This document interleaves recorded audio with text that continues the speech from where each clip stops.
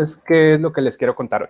Pues básicamente dentro de lo que nosotros hemos hecho hasta el momento, pues hemos ido revisando con respecto al proceso de la producción de metabolitos, digamos un proceso que se va haciendo paulatinamente con el fin de al final obtener el metabolito a nivel industrial a la cantidad que nosotros queremos, en fin, con la pureza que nosotros queremos. Entonces, miren que el camino nos ha llevado primero como a buscar esos microorganismos que sean potenciales para la producción de ese metabolito. Entonces, como que listo, quiero producir un pigmento. Entonces, miremos a ver qué tipo de pigmento, qué microorganismo existe que pueda producirlo. ¿Será que lo aíslo? ¿Será que lo compro? ¿Será que, no sé, que lo busco en otro proyecto?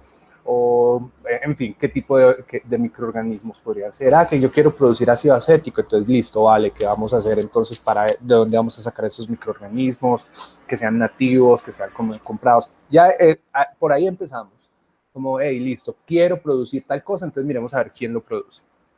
Después de que ya sabemos quién produce eso, que nos interesa, ¿que por qué nos interesó? No sé, que yo quiero producir ácido cítrico porque me gusta, listo, pues que sea. Siempre habrá una razón en el fondo, porque hay una demanda descubierta, porque hay una necesidad de una población, porque hay un exceso de sustrato y quiero convertirlo, porque hay un problema de contaminación. Por la razón que sea, se me ocurre que quiero producir un metabolito. Lo primero que uno se pregunta es quién lo produce. Así como cuando uno necesita algún arreglo en la casa, lo primero que dice es, bueno, listo, ¿quién hace eso? Entonces es la primera respuesta que tenemos que obtener. Y una vez ya sabemos quién hace eso, en lo que nosotros estamos interesados, buscamos saber qué es lo que necesita para que haga lo que uno quiere. Entonces más o menos es la misma analogía. Aunque listo, ya sabemos quién hace eso, miremos a ver qué necesita para que haga lo que yo quiera. ¿Cierto? Entonces no es que haga lo que quiera es cuando llega a mi casa, no. Si yo lo contraté para arreglar alguna cosa específica en mi casa, yo lo voy a traer y le voy a dar las herramientas para que arregle lo que yo necesito. No le voy a permitir que desarregle o arregle todas otras cosas. Entonces, en ese sentido es importante saber qué necesita para que trabaje en lo que yo quiera y le voy a dar esas condiciones para que trabaje en eso y no en otras cosas.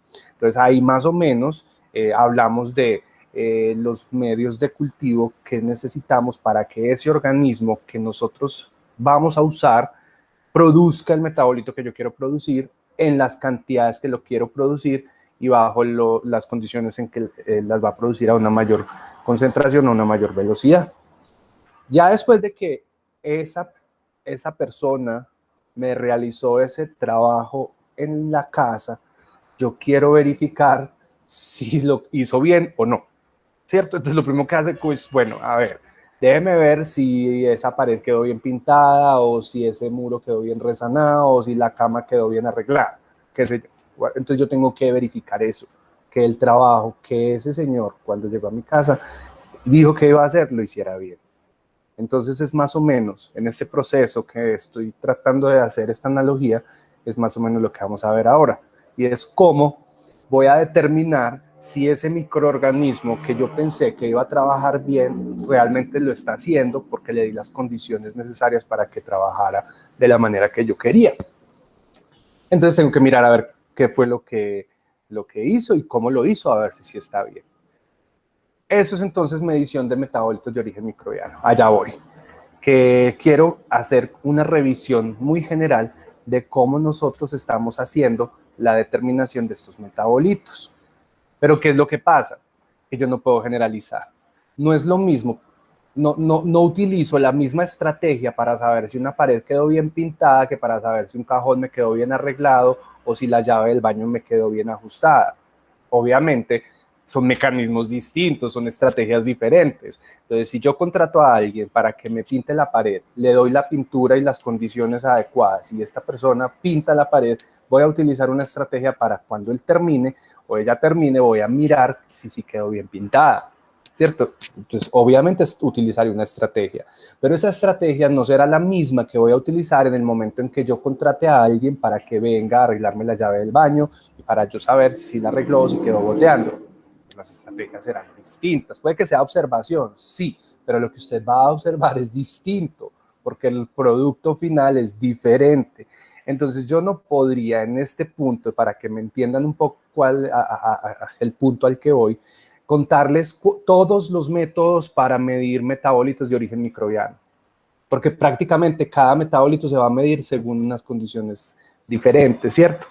Pero sí hay como unas generalidades, y eso es lo que sí quiero traerles a partir de estos ejemplos. Entonces, siempre tendremos que estar, digamos, atentos a qué tipo de metabolito se va a medir para poder ir pensando en qué estrategia. Entonces, nosotros tener como un pool de herramientas y decir, ve, mira, es que para medir esto me sirvió, de esta lista me sirve esta, o me sirven estas dos, voy a mirar cuál de estas dos es mejor, ¿cierto? Porque obviamente no cualquier metabolito se va a poder determinar por cualquier técnica de medición. En fin, no más introducción, esto era lo que quería contarles y eso es lo que voy a contarles en la presentación, y es cómo se ha mostrado que se determinan algunos metabolitos de origen microbiano.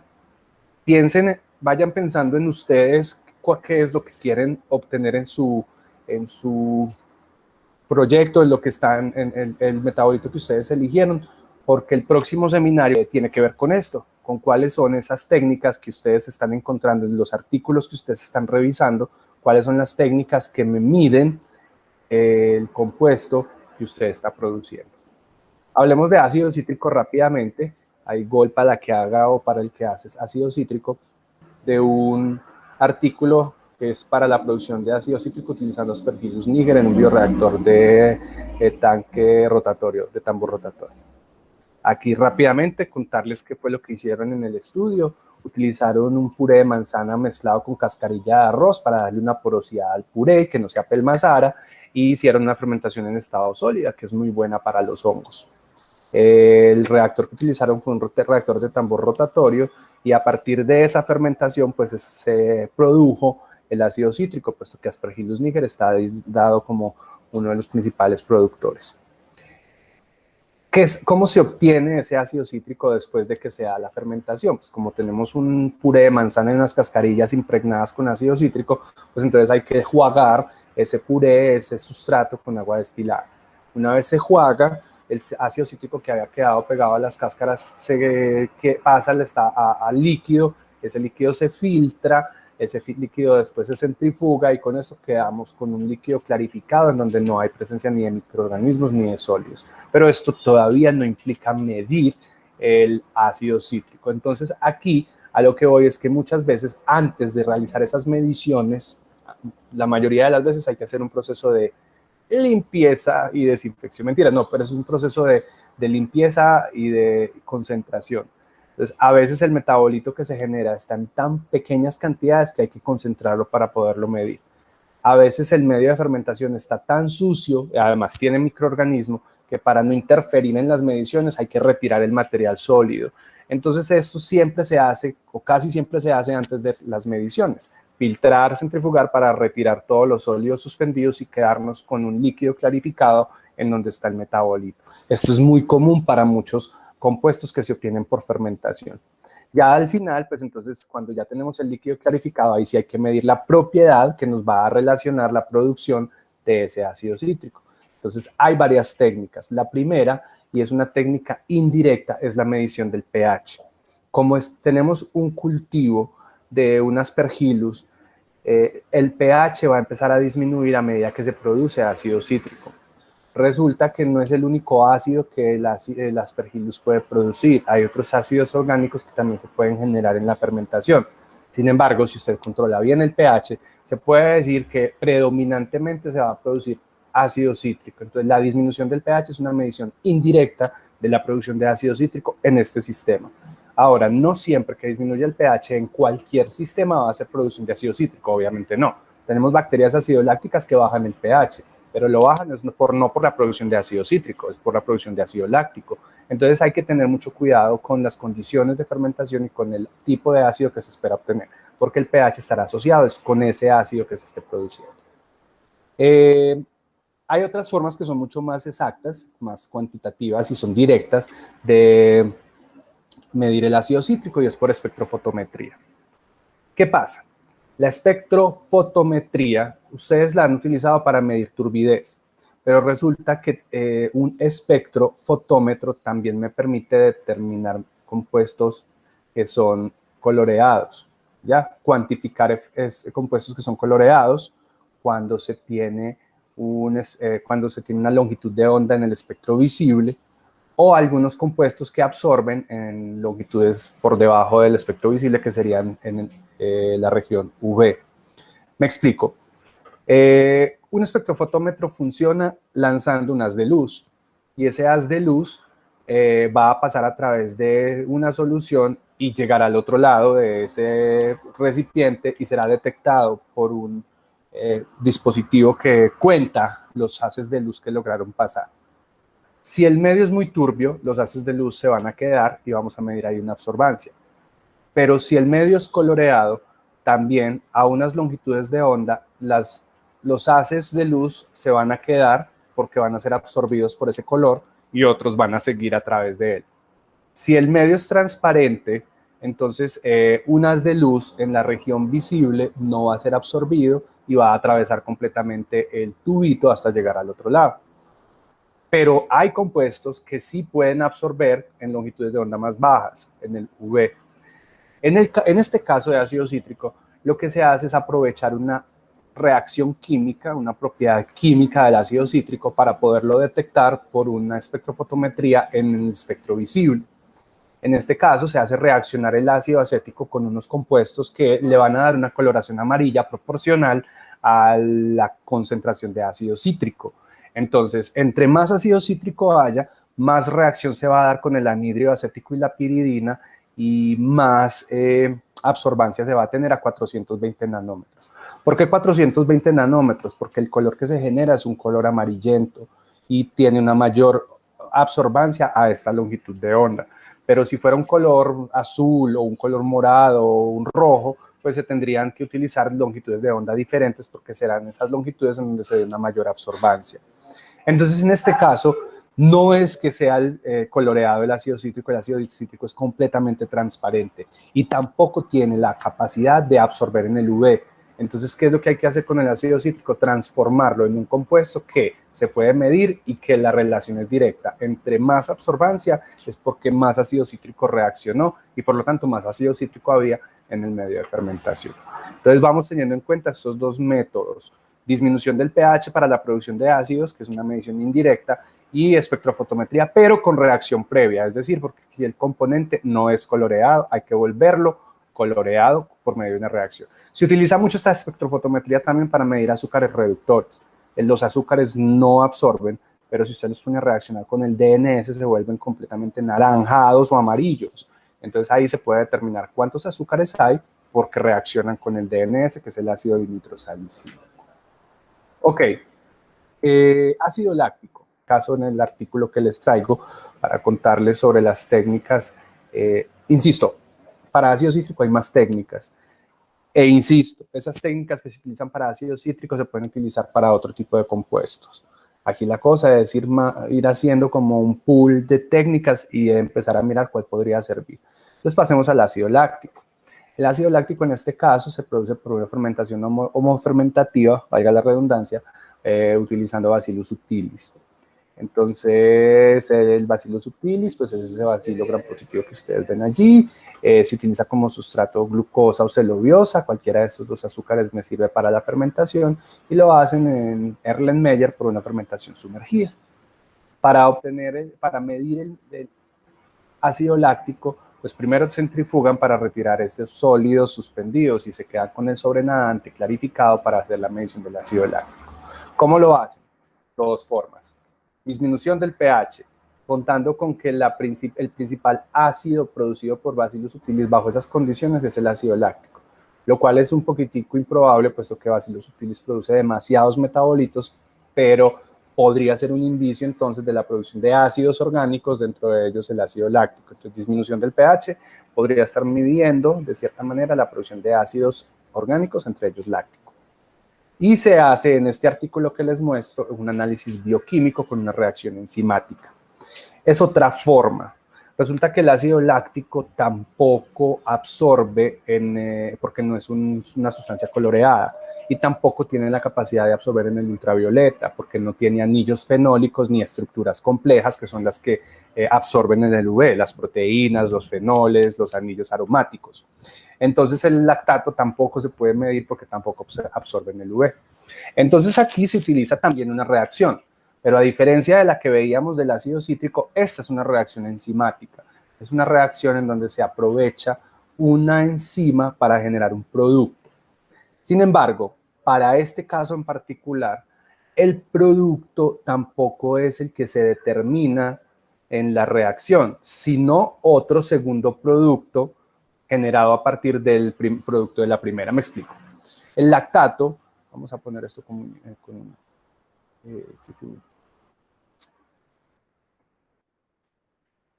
el lactato en este caso reacciona con el oxígeno gracias a la lactatoxidasa. Esta lactatoxidasa va a producir peróxido de hidrógeno y el peróxido de hidrógeno, gracias a una peroxidasa, va a generar un producto púrpura que va a poder determinar a través de un espectrofotómetro. Este producto púrpura que se genera va a estar directamente asociado con la cantidad de peróxido que se produjo y con la cantidad de peróxido que hay, y esta cantidad de peróxido pues va a estar directamente relacionada con la cantidad de ácido láctico.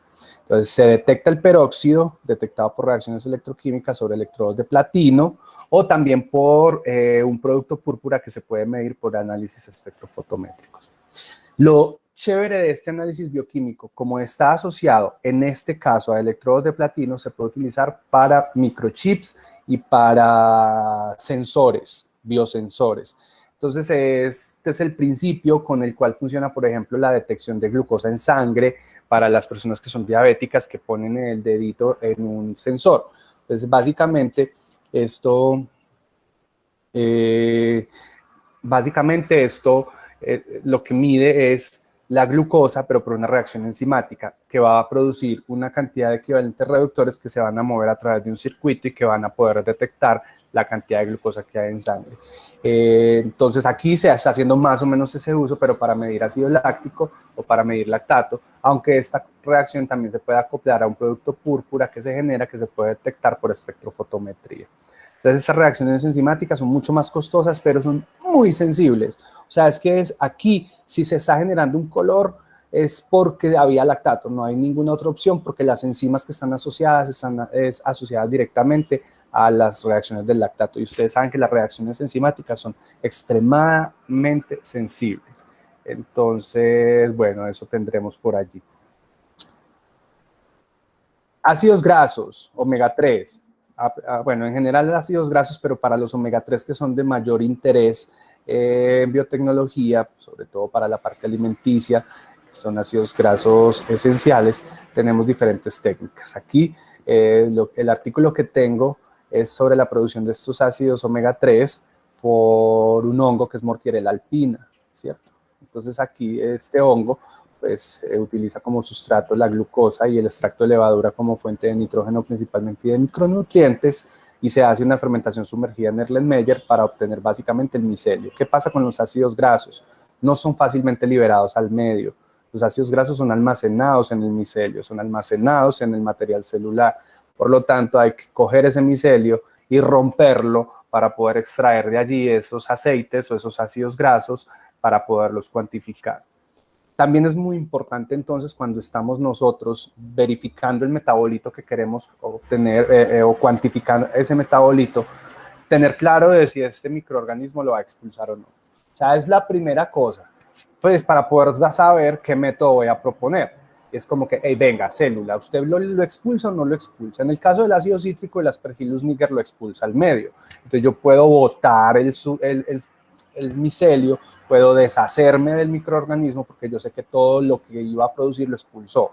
El ácido láctico, la misma historia. Subtilis no se va a quedar con él, el ácido láctico lo va a expulsar al medio. Por lo tanto, yo centrifugo, filtro, retiro material celular, me quedo con el sobrenadante y a partir de ahí lo mido. Pero en este caso no pasa lo mismo. ¿Por qué? Porque si usted le pregunta a la mortierela se queda con los ácidos grasos almacenados, entonces hay que sacárselos. Y para esto, pues hay que buscar un método de extracción que implique ruptura celular para poder liberar ese contenido de ácidos grasos que hay en su micelio. Después de que es liberado, entonces se hace una cromatografía de gases para cuantificar los ácidos omega 3. Los ácidos esenciales omega 3 se volatilizan fácilmente, entonces por eso se utiliza cromatografía de gases. Y aquí me adelanto a lo que vamos a ver más adelante, y es que la cromatografía es como la reina de la medición de metabolitos de origen microbiano. Es casi que wow. O sea, por cromatografía usted mide lo que es, lo mide en las concentraciones que es, en fin. Tiene problemas la cromatografía y es que es una técnica un poco más compleja, entonces decir que la voy a poder llevar a cabo cuando se me dé la gana, pues no tanto, porque de todas maneras se necesita un cromatógrafo y dependiendo de la cromatografía, pues voy a tener unos insumos mucho más costosos. Pero en general yo creería que casi que todo, si usted tiene un estándar y una columna adecuada, casi que todo lo va a poder medir por cromatografía. Ahora, cromatografía no es una sola, única cromatografía. Hay muchos tipos de cromatografía. Y eso lo vamos a revisar nosotros en un taller, pero yo creo que con Juan Felipe en la parte de separación también viene un poco más de esto. Entonces sí, por cromatografía nosotros podemos hacer separación y cuantificación. Y en este caso, pues básicamente se utiliza una cromatografía de gases para medir los ácidos grasos que se generaron en este cultivo. Las cromatografías, y por eso es importante tener en cuenta lo que dice aquí, acoplada a, las cromatografías son técnicas de separación, pero de por sí ellas solas no cuantifican. Para cuantificar hay que acoplarlas a algún dispositivo. Entonces, por ejemplo, aquí la cromatografía de gases que hace la separación se acopla a la espectrometría de masas que hace la medición o la cuantificación. Lo mismo pasa en otros tipos de cromatografía, se acoplan, por ejemplo, a un espectrofotómetro, o se les mide absorbancia UV o se mide otra propiedad, pero realmente la cromatografía solo es separación, mientras que se acopla a otro dispositivo para hacer la medición o cuantificación. Para la medición de pigmentos también hay unas técnicas bien interesantes, aunque, bueno, también dependen mucho de si el pigmento es intracelular o extracelular. El ejemplo que traigo aquí es sobre la producción de un pigmento rojo a partir de monascos purpúreos en una fermentación sumergida. Los monascos purpúreos, ya en este caso se utiliza glucosa como sustrato y se hace una fermentación sumergida en oscuridad, en Erlenmeyer, pues en oscuridad porque se cree que este pigmento puede ser sensible a la luz, entonces para que no se deteriore a medida que se vaya produciendo, se hacen las fermentaciones en oscuridad. ¿Cómo se obtiene el pigmento? Pues lo primero es obtener el micelio por filtración y centrifugarlo. ¿Por qué? Porque pueden ver ustedes ahí en el medio de cultivo que se está utilizando en este caso para monascus, se da una producción de pigmento, parte, pero muy poca, se está expulsando al medio y por eso se ve como si se difundiera en el agar. Quiere decir que el pigmento se difunde, pero los micelios quedan mucho más rojos, lo que quiere decir que hay mucha mayor concentración de ese pigmento en los micelios. Si fuera simplemente extracelular, se determinaría por una forma, pero como también hay una parte asociada al micelio, pues entonces habrá que romper el micelio y para liberar este pigmento que se encuentra allí aprisionado, retenido. Como es un pigmento, se puede hacer una espectrofotometría directa. Entonces, ya ahí lo único que tenemos que mirar es a qué longitud de onda tiene la máxima absorbancia. Entonces, esto se mide directamente desde el sobrenadante para verificar la concentración de pigmento extracelular que se produjo. Se hace a diferentes longitudes de onda porque a veces el pigmento que se produce realmente es una mezcla de pigmentos. Con monascus sucede que a veces produce un pigmento rojo, pero puede realmente ser una mezcla de unos rojos, naranjas, amarillos, y pues se mide a longitudes de onda diferentes para determinar, por ejemplo, cuánto hay del pigmento rojo, cuánto es del pigmento naranja y cuánto es del pigmento amarillo. Como les decía, pues también tenemos una gran cantidad de pigmentos asociada al micelio y se puede ver directamente por la forma como está creciendo. Entonces nosotros cuando estemos produciendo pigmentos pues tenemos que jugárnosla y mirar a ver dónde se está quedando este pigmento. Como aquí también está en el micelio, toca hacer entonces una ruptura del micelio para poder extraer el interior de los hongos y hacer una extracción. Y después de hacer esa extracción, se concentrará por rotaevaporador, se liofilizará, luego se le eliminarán los solventes para finalmente montar una cromatografía cuando ya el extracto está lo más puro posible. Entonces se hace una cromatografía, en este caso en sílica, se hace una cromatografía en capa fina y se hace una cromatografía líquida de alta resolución. 3 cromatografías distintas para determinar la cantidad del compuesto que se está obteniendo a partir de monascos. Entonces, a pesar de que hay unos métodos muy simples como la cuantificación directa por espectrofotometría, también se hace una cuantificación un poco más compleja a través de cromatografías, sobre todo para caracterizar el compuesto y decir de qué tipo de pigmento se trata. Para biocombustibles, tenemos la producción de, tenemos un artículo que usa Cryptococcus curvatus, que es una levadura, si no estoy mal, Cryptococcus, sí, para la producción de biodiesel.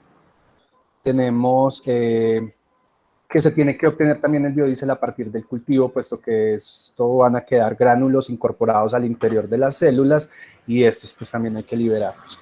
Se utiliza como sustrato el glicerol.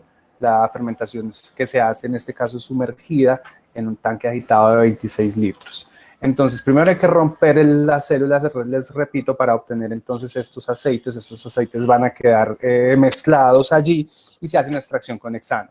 ¿Cuál es la idea? Pues como es biodiesel, son grasas, entonces el hexano es un solvente no polar que va a ser adecuado para la recuperación de estos aceites. Finalmente se hace una transesterificación para poderlos detectar. Entonces es una forma de hacer reaccionar a este biodiesel para que pueda ser más fácilmente detectado. Se hace por cromatografía de gases, lo mismo que hacían antes con los ácidos omega 3, y también se hace una titulación con KOH para ver cuántos ácidos libres quedan libres, perdón, cuántos ácidos grasos quedan libres y cuánto realmente se convirtió en biodiesel. Es otra técnica particular para biodiesel. Aquí lo que hay que tener en cuenta es que son moléculas muy hidrofóbicas. Por lo tanto, las técnicas que se utilicen deben estar asociadas o deben estar relacionadas a este tipo de moléculas. Y para ir terminando, pues tenemos las hormonas, como también unos productos que se van a producir a partir del metabolismo microbiano, en este caso el ergosterol, obtenido por Saccharomyces cerevisiae. Para el ergosterol, pues bueno, se hace una producción utilizando glucosa y licor de maíz en un tanque agitado de 2 litros, y la obtención de este ergosterol pues se hace primero centrifugando para retirar el material celular, luego se saponificando el ergosterol producido para poderlo recuperar más fácil con éter de petróleo. Al saponificar es una reacción química que hace que el ergosterol se vuelva más hidrofóbico, y por volverse más hidrofóbico voy a poder hacer una extracción con éter de petróleo para hacer su cuantificación. Lo hacen por cromatografía líquida de alta resolución, midiendo en un ultravioleta 280, y lo hacen directamente también por una longitud de onda 280 en espectro UV-Vis. Entonces eso lo que quiere decir es que este compuesto sí tiene la capacidad de absorber en el UV. Entonces eso es como lo interesante de esta técnica. Y las vitaminas, también dependiendo del tipo de vitamina, se van a proponer diferentes métodos de cuantificación. En este caso les muestro un ejemplo y es la producción de carotenos por Rhodotorola glutinis. Aquí el caroteno pues tiene una particularidad y es que tiene un color. En este caso utilizaron salmuera de rábano y una fermentación sumergida en un reactor de 3 litros y hacen una extracción y una ultrapurificación de ese caroteno. Pues, en principio se hace la extracción a partir del pellet, porque como pueden ver ustedes en la imagen, son las colonias las que quedan pigmentadas y no el medio. Por lo tanto, este caroteno queda asociado a las estructuras biológicas, queda asociado a las células y hay que romperlas para poderlo extraer. Entonces hacen extracción utilizando diferentes solventes con el objetivo de ir deteriorando membrana celular y pudiendo extraer cada vez más el compuesto que es el caroteno, y hacen uso de diferentes solventes, DEMSO y acetona, éter de petróleo y NaCl. Esto con el objetivo de verificar cuál de ellos permite una mayor ruptura y una mayor recuperación de ese pigmento. Después de hacer esta extracción, se hace una filtración de esa fase orgánica coloreada para quitar todo el resto de sólidos y a eso se le va a determinar la concentración por HPLC. Entonces es lo mismo, aquí se hace una detección a 450 nanómetros, aquí no sube, qué pena, es a 450 nanómetros, es visible porque el caroteno tiene un color, pero además se hace una espectrofotometría directa, sin cuantificar, sin concentrar, sin purificar, se hace una cromatografía directa a 450 nanómetros también. Hay una cosa que me queda faltando y que no la puse allí y que de pronto a algunas de ustedes les puede servir, y es que ¿qué pasa si realmente lo que quiero medir de la fermentación no es un metabolito, sino realmente la fermentación? O sea, perdón, la biomasa. Si la biomasa misma es un producto de esta fermentación. Entonces, allí, ¿qué es lo que estamos haciendo? Y pues es muy simple. Tendríamos que buscar estrategias para la determinación o la cuantificación de la biomasa. Y a esto voy, por ejemplo, en el caso de los probióticos, que muchas veces ni siquiera es un producto como tal, sino los mismos microorganismos. O en el caso de insumos para la agroindustria, que a veces ni siquiera necesito un metabolito, sino que necesito el Bacillus thuringiensis en cultivo, necesito un tricoderma en cultivo. Entonces, ¿cómo voy a determinar que sí estoy produciendo lo que quiero?